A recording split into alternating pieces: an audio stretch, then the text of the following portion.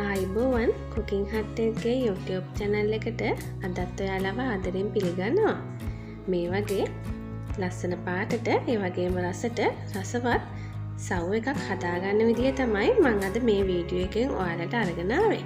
මේ වීඩියෝ එක අන්තිම වෙනකන් ඔයාලා බැලුවොත් මේ වගේ ලස්සන පාටට රසම රසට සව් එකක් හදාගන්නේ කොහොමද කියලා ඔයාලට බලා ගන්න පුළුවන්.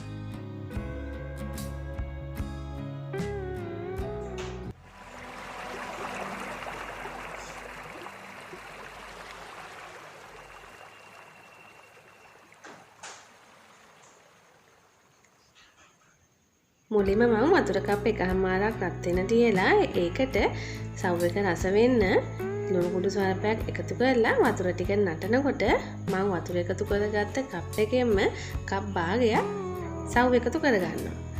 සව් ටික තැම්බෙන අතරේ මම මේකට තලාගත්ත එනසල් ටිකකුත් එකතු කරලා සව් ටික මේ විදිහට හොඳට විනිවිද පේන ගානට වෙනකන් තඹ ගන්නවා.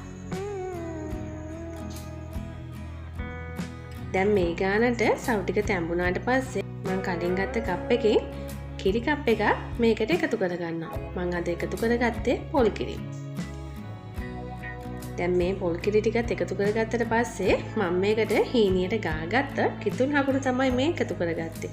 මේ ලස්සන පාට රස එන්නේ අපි එකතු කරගන්න මේ හකුරු එකේ. ඔයාලා හොඳ හකුරු එකක් තෝරගෙන එකතු කරගත්තොත් මේ වගේ ලස්සන පාටට රසට සව් එකක් හදාගන්න පුළුවන්. ඉතින් කිරි ටික හොඳට නැටුවට පස්සේ අපිට පුළුවන් සව් එක ලිපෙන් බාගෙන මේ විදිහට රස බලන්න. හරි ඉක්මනින්ම මේ වගේ රසවත් සව් පානයක් අපිට හදාගන්න පුළුවන්. ඔයාලා කැමති නම් මේකට කජු ටිකක් ඒ වගේම වියලි මිදි ටිකක් එකතු කරලා තවත් රසවත් කරගන්න පුළුවන්. ඉතින් මේ තියෙන්නේ මම හකුරු එකතු කරලා හදාගත්ත රසවත් සව් පානේ. ඔයාලත් මේ රෙසිපි එක try කරලා බලන්න.